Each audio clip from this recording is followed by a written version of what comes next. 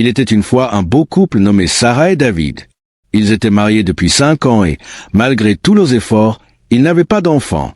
Cela leur causait une grande douleur, d'autant plus que leur entourage les questionnait constamment à ce sujet. Mais ils étaient déterminés à s'aimer l'un l'autre à travers les moments difficiles. Finalement, après beaucoup de réflexion, le couple décida d'adopter un enfant. Ils furent attirés par une petite fille douce et lumineuse nommée Mia.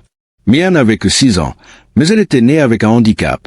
Elle ne pouvait pas marcher et devait utiliser un fauteuil roulant. Cependant, sa personnalité joyeuse et son sourire éclatant capturèrent immédiatement le cœur de Sarah et David. « Nous prendrons soin d'elle et nous lui donnerons tout ce dont elle a besoin », promit David à Sarah, les larmes aux yeux. En accord, ils sentirent que c'était leur chance d'apporter du bonheur dans leur vie et dans celle de Mia. Alors, ils adoptèrent Mia. La vie avec Mia était remplie de joie. Elle fut placée dans la meilleure école et eut un compagnon personnel pour l'aider avec tout ce dont elle avait besoin. Les soirées étaient remplies d'histoires, de rires et de câlins avant de dormir. Il célébrait son anniversaire avec des gâteaux, des cadeaux et des ballons, et il l'emmenait souvent au parc pour jouer avec d'autres enfants. Mia ressentait de l'amour et vivait en sécurité, sachant qu'elle faisait partie d'une famille qui se souciait profondément d'elle. Puis, quelque chose de miraculeux se produisit. Après des années à penser que c'était impossible, Sarah découvrit qu'elle était enceinte. La nouvelle apporta de l'excitation à toute la famille. Sarah et David avaient enfin reçu le miracle qu'ils avaient tant prié, un bébé à eux. Tout le monde était fou de joie et, bientôt, Sarah donna naissance à une belle petite fille en bonne santé. Au fil du temps, Mia remarqua que les choses changeaient. Sarah et David étaient maintenant occupés à s'occuper du nouveau bébé. Mia n'avait plus toute l'attention de ses parents. Il n'y avait plus d'histoire ni de sortie ensemble. Tout devint sombre. Mia comprenait que le bébé avait besoin de soins supplémentaires, mais au fond d'elle-même, elle se sentait exclue. Elle faisait de son mieux pour être une bonne grande sœur, toujours souriante et tendant la main pour jouer avec sa petite sœur. Mais il semblait que Sarah et David étaient toujours prudents autour d'elle. Quand elle était près du bébé, ils ne la laissaient pas le tenir ou le toucher, ce qui blessait profondément Mia. L'école devint une lutte pour Mia. Ses notes commencèrent à baisser et elle devint silencieuse et renfermée. Son professeur le remarqua et appela Sarah et David pour une réunion afin d'exprimer son inquiétude concernant le comportement de Mia. Mais ils balayèrent ses préoccupations, affirmant que Mia s'adaptait simplement au nouveau bébé et que tout irait bien. Le premier anniversaire du bébé arriva et Sarah et David organisèrent une énorme fête. Mais Mia ne fut pas incluse dans la célébration. Elle n'avait même pas reçu de nouveaux vêtements à porter pour l'occasion. Elle resta enfermée dans sa chambre tandis que tout le monde célébrait sans elle, ses larmes coulant sur ses joues. Elle se sentait oubliée. Peu de temps après la fête d'anniversaire, le bébé tomba malade. Sarah et David étaient frénétiques, faisant tout ce qu'ils pouvaient pour sauver leur fille. Mais malgré leurs efforts, le bébé ne survécut pas. La perte dévasta le couple. Ils avaient le cœur brisé, se demandant pourquoi leur miracle leur avait été enlevé si tôt. Ils tournèrent à nouveau leur attention vers Mia, la comblant d'amour et d'attention comme si de rien n'était. Mais ensuite, Sarah tomba enceinte à nouveau, cette fois de jumeaux. L'excitation revint dans la maison et, une fois de plus, Mia fut mise à l'écart. La mère de Sarah l'avertit de ne pas négliger Mia à nouveau, mais tous ses conseils tombèrent dans l'oreille d'un sourd. Le couple changea l'école de Mia pour une école moins chère, tandis que leurs jumeaux allaient dans les meilleures écoles que l'argent pouvait acheter.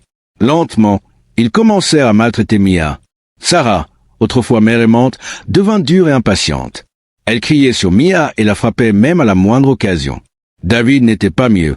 Il devint distant, concentrant toute son attention sur ses enfants biologiques. Un jour, la femme de ménage personnel de Mia dut se rendre au village pendant une semaine pour voir sa mère malade.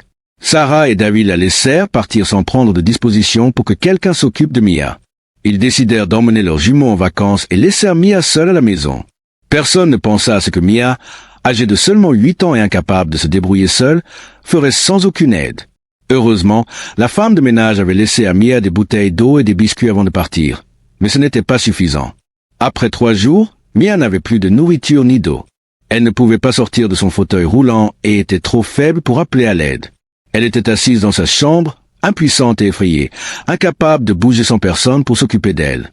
Lorsque la femme de ménage revint, une semaine plus tard, elle fut horrifiée par ce qu'elle vit. Mia était à peine vivante, déshydratée et affamée. Ils emmenèrent Mia d'urgence à l'hôpital où les médecins travaillèrent dur pour lui sauver la vie. L'hôpital appela Sarah et David, mais ils étaient en vacances et ne semblaient pas se soucier beaucoup de l'état de Mia. Ils continuèrent à profiter de leurs vacances avec leurs jumeaux.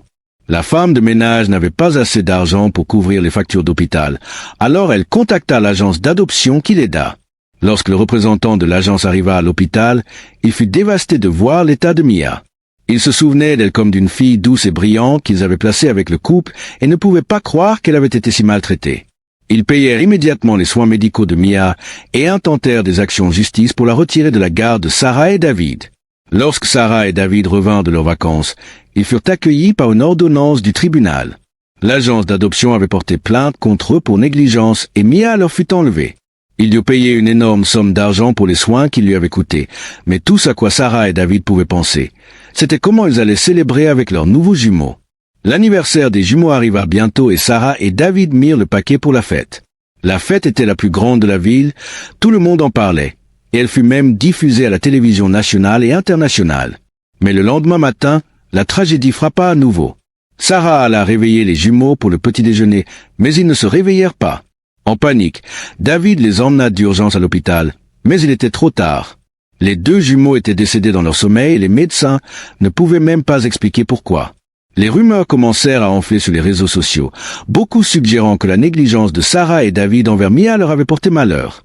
La mère de Sarah lui rappela tous les avertissements qu'elle lui avait donnés sur le fait de bien traiter Mia, mais la perte était trop forte pour Sarah. Elle sombra dans la folie et, malgré les efforts de David pour l'aider, rien ne fonctionna. Entre-temps, Mia fut placée dans une nouvelle famille, une famille qui l'aimait et la traitait avec gentillesse et attention. Elle reçut une thérapie et commença lentement à guérir des cicatrices émotionnelles laissées par Sarah et David. Bien qu'elle porterait toujours la douleur de son passé, Mia trouva l'espoir et le bonheur dans sa nouvelle maison. Quant à Sarah et David, il ne leur restait que des regrets.